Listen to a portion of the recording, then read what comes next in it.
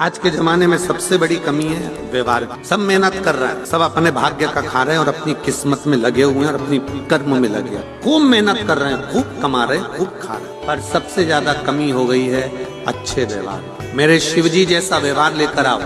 गले में विष भरा पड़ा है शंकर भगवान के और मस्तक पर गंगा रखी हुई है। कितना भी क्रोध तुम्हारे कंठ पर हो, पर भेजा ठंडा रखिए गंगा जैसा।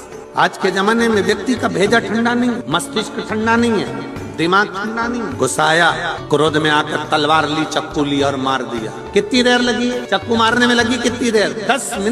10 मिनट चक्कू मारने में लगा। गया, दौड़ा, चक्कू ढूंढा, लाया और टोका और वो व्यक्ति मर भी गया, चले भी गया, समाप्त भी हो गया। मालूम पड़े 10 मिनट चक्कू मारने में लगे। पर ईमानदारी से बोलो, क्या केस, अदालत का केस क्या 10 मिनट में निपट जाएगा? कितना समय लग जाएगा? 10 साल। 10 मिनट के क्रोध ने 10 साल बर्बाद कर दिए। 10 मिनट के क्रोध ने 10 साल पीछे धकेल दिया। तुम्हारे बच्चों को भी, परिवार को भी, कुटुंब को भी, कबीले को भी और सब।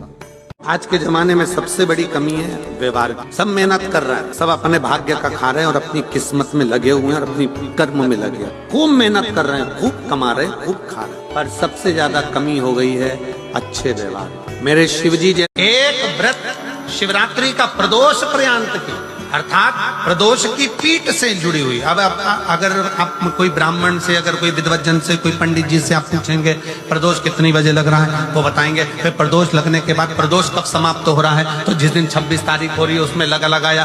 दोनों की पीठ मिल रही।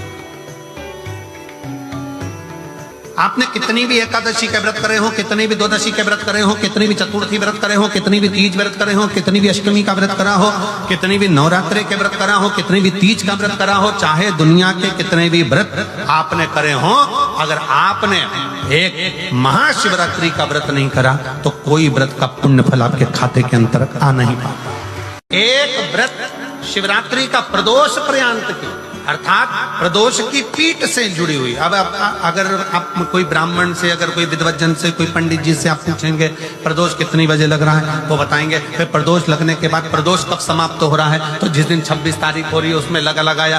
दोनों की पीठ मिल रही। आपने कितनी भी एकादशी के व्रत करे हो, कितनी भी द्वादशी के व्रत करे हो, कितनी भी चतुर्थी व्रत करे हो, कितनी भी तीज व्रत करे हो, कितनी भी अष्टमी का व्रत करा हो, कितनी भी नवरात्रि के व्रत करा हो, कितनी भी तीज का व्रत करा हो, चाहे दुनिया के कितने भी व्रत आपने करे हो, अगर आपने एक महाशिवरात्रि का व्रत नहीं करा तो कोई व्रत का पुण्य फल आपके खाते के अंतर्गत आ नहीं पाता। जो शिवरात्रि के दिन मेरे मंदिर में दिया लगाएगा या बेलपत्री के पेड़ के नीचे जो दीप प्रज्वलित करेगा, उसके घर में लक्ष्मी सदा के लिए विराजमान रहेगी। जो शिवरात्रि के दिन मेरे मंदिर में दिया लगाएगा या बेलपत्री के पेड़ के नीचे जो दीप प्रज्वलित करेगा, उसके घर में लक्ष्मी सदा के लिए विराजमान रहेगी। जो शिवरात्रि के दिन मेरे मंदिर में दिया लगाएगा या बेलपत्री के पेड़ के नीचे जो दीप प्रज्वलित करेगा, उसके घर में लक्ष्मी सदा के लिए विराजमान रहेगी।